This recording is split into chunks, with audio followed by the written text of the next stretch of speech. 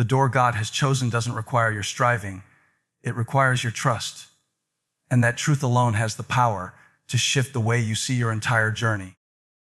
So many of us spend our lives pushing, pulling, and exhausting ourselves trying to make doors open that were never meant to swing wide for us in the first place. We knock harder, we pull longer, and when the hinges don't move, we assume we're not good enough, not strong enough, or not worthy enough. But the reality is, if the door is not opening, it may not be your door. You can strive all you want. You can work yourself into exhaustion.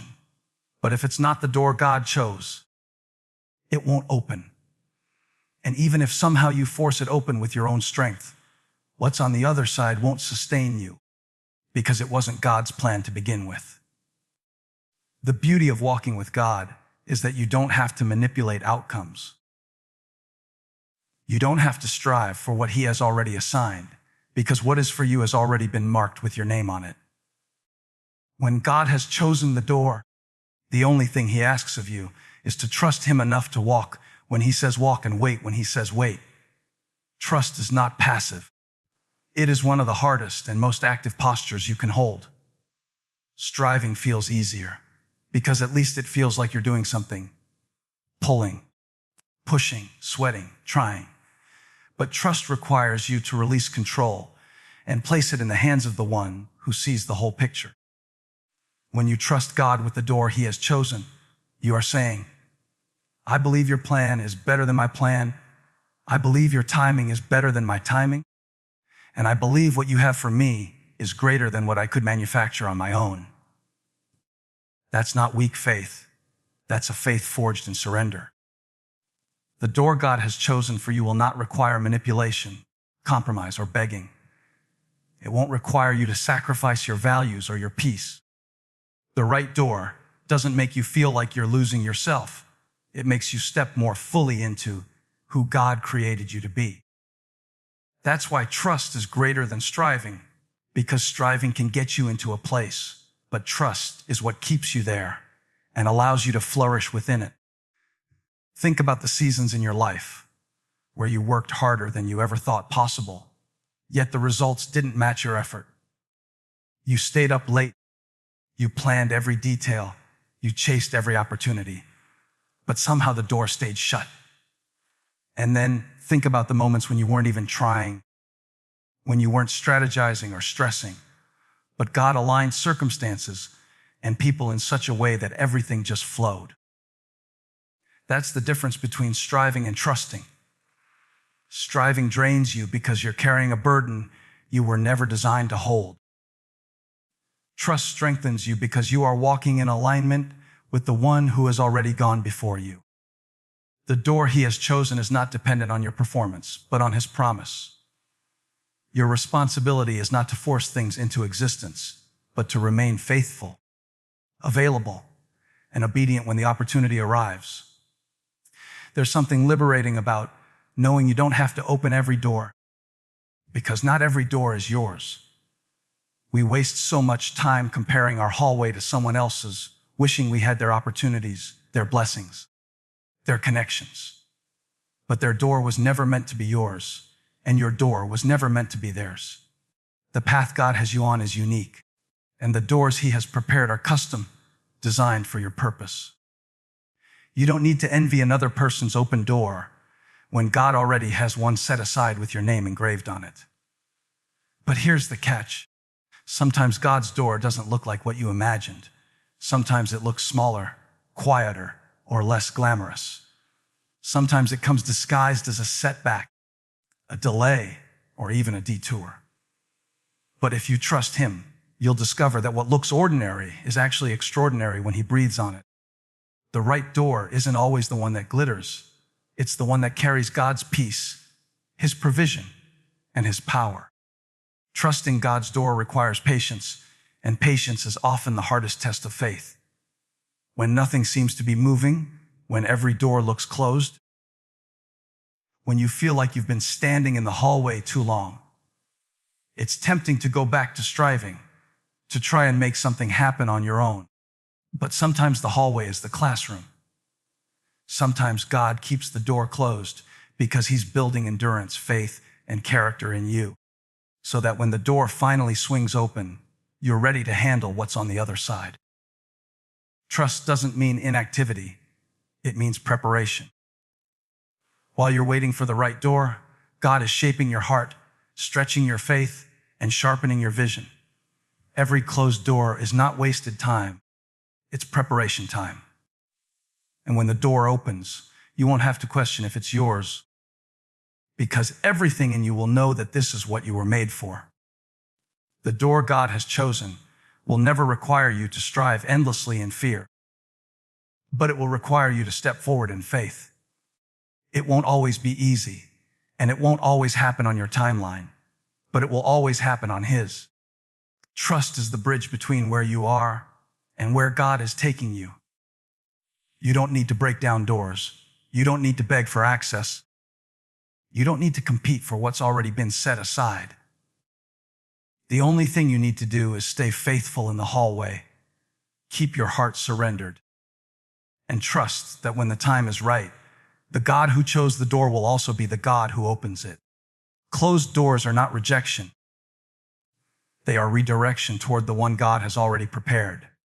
And when you begin to see life through that lens, it changes the way you handle disappointment, delay, and detours. Too often when a door shuts in our face, our first instinct is to feel unworthy, forgotten, or overlooked. We assume that God has withheld something from us, or that we somehow failed to measure up. But what if that door closed not because you were disqualified, but because you were qualified for something greater?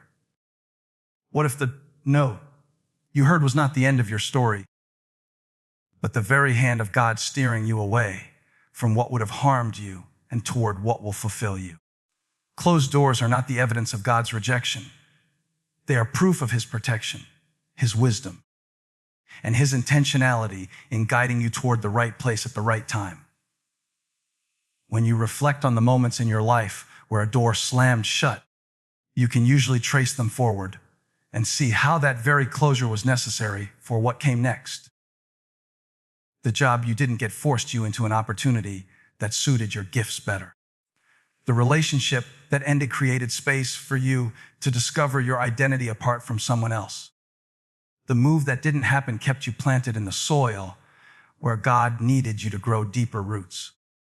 What felt like rejection in the moment was actually redirection in disguise. God is not careless with your destiny, and He is not cruel with your process. He knows the weight you can carry, the challenges you will face, and the blessings that are aligned with your future. So when He closes a door, it is because He knows that walking through it would have cost you more than you could bear or led you somewhere that was never intended for you.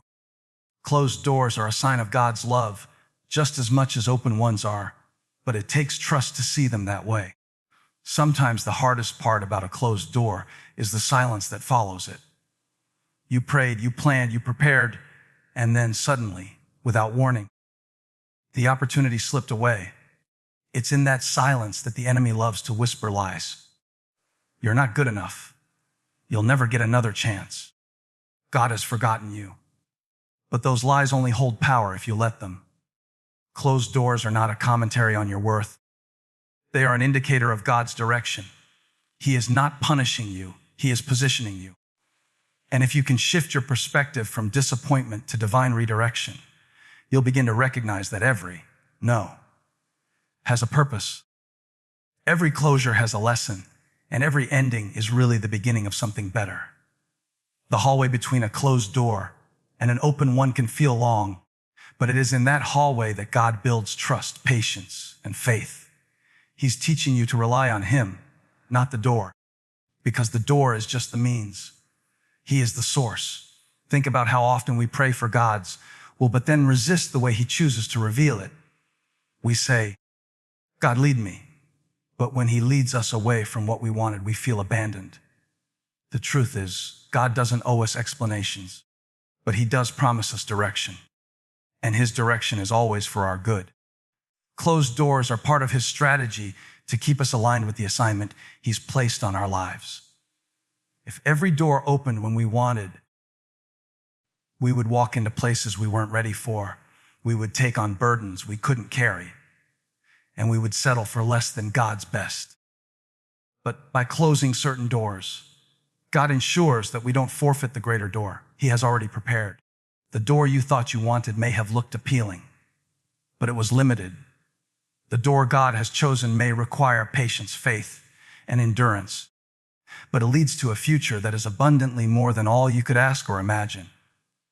Closed doors test your faith, but they also refine it. It's easy to believe God is good when everything is opening in your favor.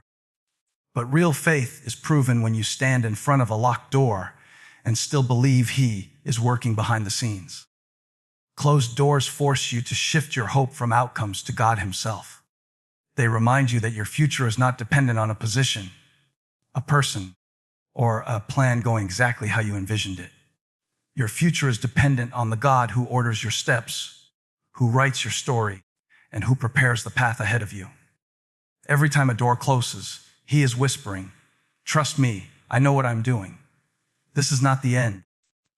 This is the redirection toward what I have already set apart for you." Closed doors are not rejection. They are an invitation to deeper trust, a summons to surrender your timeline, and a confirmation that what's waiting for you is worth every detour you had to take to get there.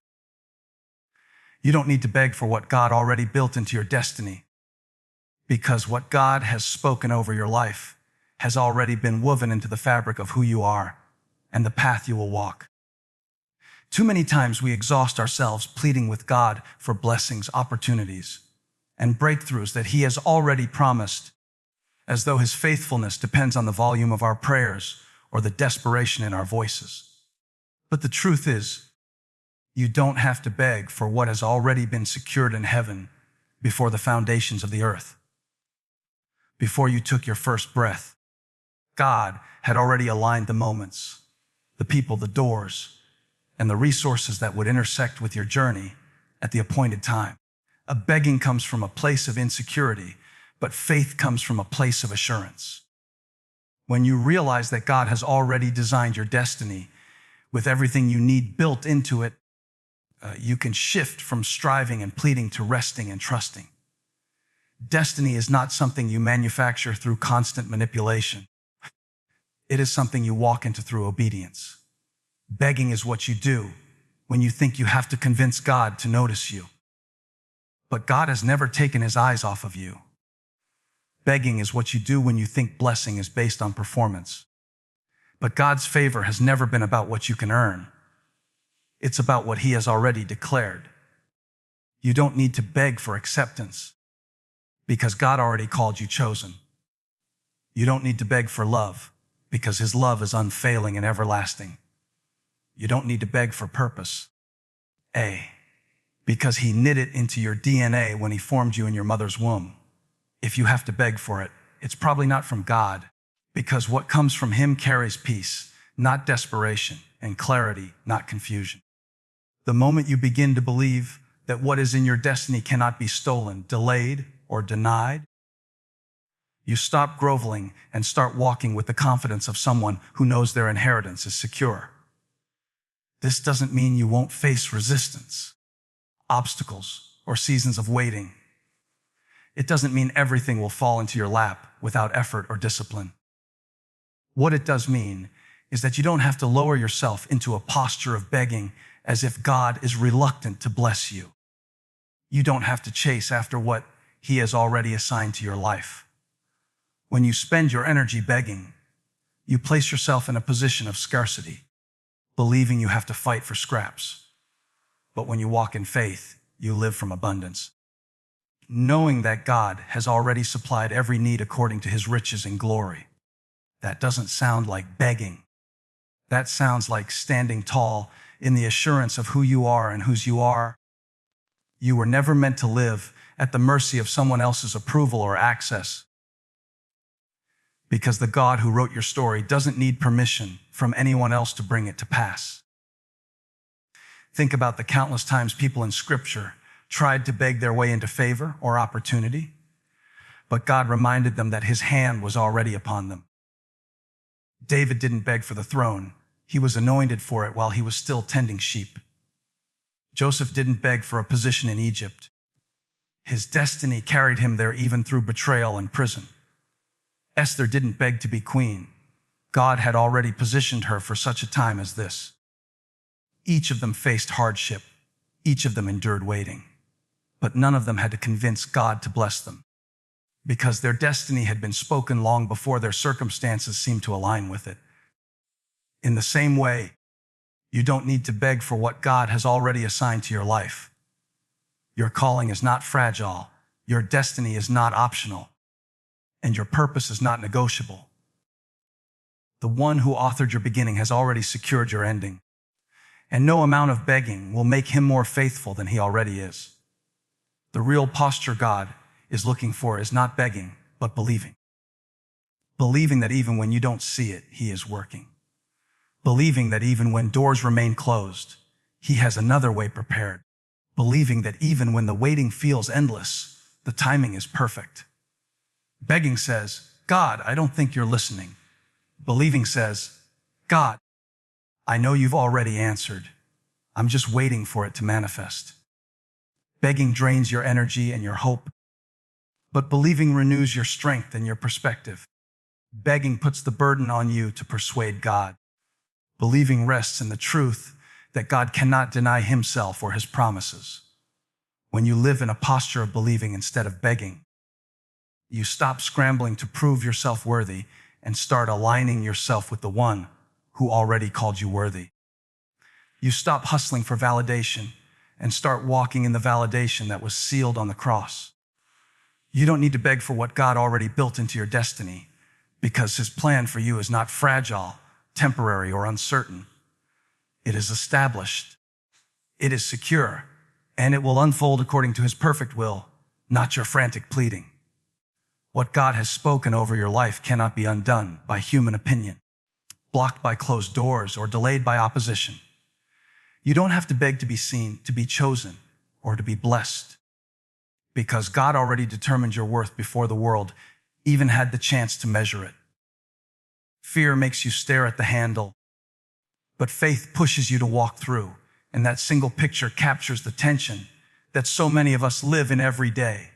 We stand in front of opportunities, in front of changes, in front of doors that God has already unlocked. And yet we freeze because fear convinces us that what's on the other side will be too much, too uncertain, or too risky. Fear whispers 1,000 what ifs. What if I fail? What if I'm not enough? What if people laugh? What if I can't handle it? And while you're standing there staring at the handle, paralyzed by possibilities that haven't even happened yet, time keeps moving, opportunities keep passing, and life keeps shifting. Fear keeps you stuck in the hallway of hesitation, but faith is the power that says, I don't have to know everything that's behind this door. I just need to know the one who opened it. Faith doesn't erase uncertainty, but it gives you the courage to move forward in spite of it. Faith is what takes your trembling hand, pulls it toward the handle, and gives you the strength to push through what fear tried to make you avoid. When you stare at the handle too long, you begin to overthink. You start imagining scenarios that may never exist. You replay all your past failures and convince yourself they're waiting for you again on the other side. Fear has a way of magnifying the unknown until it becomes bigger than God in your mind. It exaggerates the risk and minimizes the reward. But faith centers your perspective.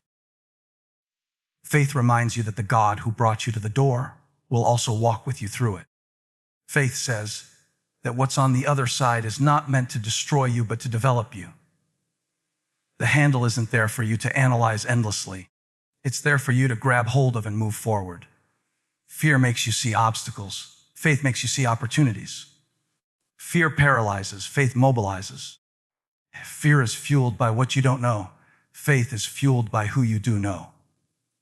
And when you know that God is the one who orchestrated the door, you can step through with confidence, even when every detail hasn't been revealed yet.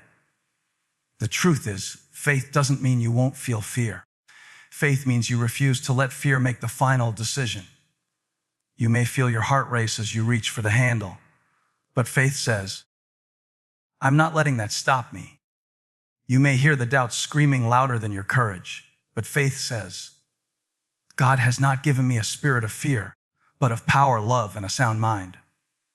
Fear focuses on your weakness. Faith focuses on God's strength. Fear stares at the handle so long it convinces you it's locked, but faith reminds you that God already opened it before you arrived. If you wait until you feel no fear, you will wait forever. Faith is not the absence of fear, it's the decision to move anyway.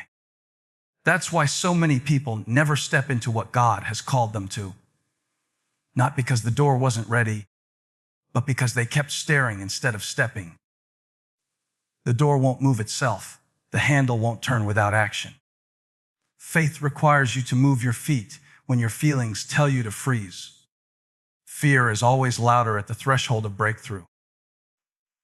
The closer you get to the right door, the more resistance you'll feel, because fear knows that once you cross over, you'll discover new strength, new confidence, and new purpose. The enemy uses fear as his most effective weapon to keep you standing still, because he knows he can't close the doors God has opened, but he can convince you not to walk through them. That's why faith is so essential. Faith is your weapon against hesitation. Faith says, if God opened it, I can trust it. If he's calling me, he's equipping me. If he brought me this far, he won't leave me now. Faith doesn't ask, what if I fail? Faith asks, what if this is exactly what God has been preparing me for all along? Faith flips the script and shifts your focus from the size of the problem to the greatness of your provider. And when you start to think like that, the handle doesn't look intimidating anymore. It looks like an invitation. Sometimes the hardest part of walking through the door is that no one else can do it for you. People can encourage you, pray for you, and remind you of God's promises, but they cannot make the step of faith in your place. You have to decide whether you'll keep staring or start moving. Fear will give you 1,000 reasons to delay, but faith only needs one reason to go. God said so. That's why the most powerful people are not always the strongest or the most talented, but the ones who chose faith over fear. They didn't wait until they had all the answers. They didn't wait until the path was perfectly clear. They simply trusted that if God was the one calling, he would also be the one carrying. And that same truth is for you. The God who opened the door is also the God who goes before you, behind you, and beside you. Fear will always try to make you stare at the handle, but faith will always push you to walk through. God's chosen door carries his peace, not confusion. And that truth can serve as an anchor when life presents you with choices, opportunities, and paths that all look appealing, but don't all carry the same weight. One of the greatest signs that a door is truly from God is the presence of peace that surrounds it, even when the circumstances don't make complete sense. Peace is not the absence of questions, but the assurance that even in the middle of uncertainty, your heart is settled because you know God's hand is in it. Confusion, on the other hand, is heavy, it is noisy, and it leaves you second guessing your every move. Confusion drains you and makes you doubt whether you heard God at all, but peace carries a quiet confidence that says, I may not see every step ahead, but I know this is the direction I'm supposed to take. When God chooses a door for you, he doesn't leave you in torment trying to figure it out. He confirms it with his peace, the kind of peace that surpasses all understanding and guards your heart and your mind. Many times we mistake excitement, pressure, or urgency for God's leading, but the truth is, not every open door is a God door. Some doors are traps dressed up like opportunities. Some doors glitter but have no gold inside. Some doors promise quick success but leave your soul empty. The way you discern the difference is by tuning your spirit to his peace. If stepping through a door causes you to lose sleep, compromise your values, or live in constant anxiety, that is not the peace of God.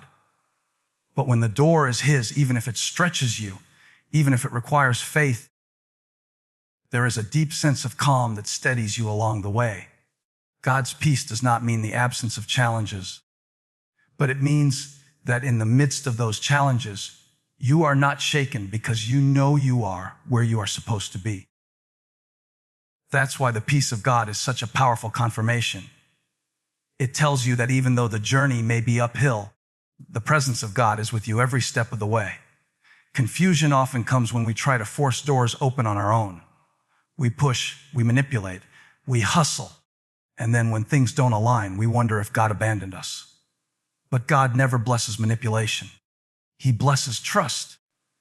The door He has chosen for you doesn't require endless striving and sleepless nights of worry. It requires surrender. Confusion is the fruit of striving, but peace is the fruit of surrender. When you surrender your will to God's will, you stop obsessing over whether every detail will work out, and you start resting in the fact that if God ordained it, He will sustain it. Peace flows when you trust His timing, His placement, and His provision. Peace shows up when you stop trying to control the outcome and start allowing Him to guide your steps. The absence of peace is often God's way of signaling, "This is not the door I've chosen for you," because He will never lead you into a place where His peace cannot keep you. God's chosen door is not about ease. It is about alignment. There will still be challenges on the other side. There will still be moments of stretching. But even in the stretching, there is stability. That stability is His peace. Think about Jesus sleeping in the boat during the storm. The disciples were filled with confusion and fear, but Jesus was filled with peace because He knew who was in control. That's what it looks like to walk through God's chosen door. The storm may rage, but peace holds you steady. Confusion makes you panic in the storm, but peace lets you rest knowing the one who called you will also carry you. When God places you in front of a door, He will never leave you to walk through it alone. His presence goes with you, and His peace goes before you. The presence of peace doesn't eliminate the presence of problems, but it gives you the endurance to keep moving without collapsing under the weight of uncertainty. Too often, we chase doors that look appealing because they feed our ego, but then we end up confused because the glitter fades quickly. God's chosen door may not always be the most glamorous, but it is always the most grounded. His peace outweighs any external appeal. His peace is the compass that points you to His will. When you find yourself standing in front of multiple doors, the way you discern is not by asking which door looks the most impressive, but by asking which door carries His peace. God's peace brings clarity to your soul, while confusion clouds your vision. If a door leaves you restless, unsettled, and anxious, it may not be the one He has prepared. But when you sense that deep assurance, even if you can't explain it logically, you can step forward with confidence knowing that God's chosen door always carries His peace and never His confusion. You're not responsible for opening every door, just for obeying the one He's unlocked. And that truth can free you from the endless pressure of trying to figure out every detail of your future, every opportunity that passes by, and every path you think you should be on.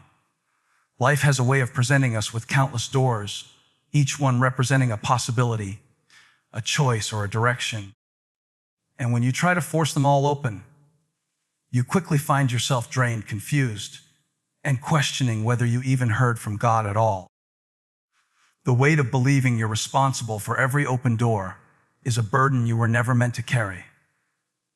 God never called you to be the opener of doors. He called you to be faithful enough to walk through the ones He has already unlocked. That means you don't have to chase every opportunity. You don't have to manipulate circumstances to work in your favor. And you don't have to worry about missing what was never meant for you in the first place. If God has a door for you, no person, no obstacle, and no opposition can keep it locked. Your role is not to try to pry it open with your own strength, but to stay in tune with His Spirit so that when the right door swings open, you're ready to obey. Obedience is the key that activates destiny.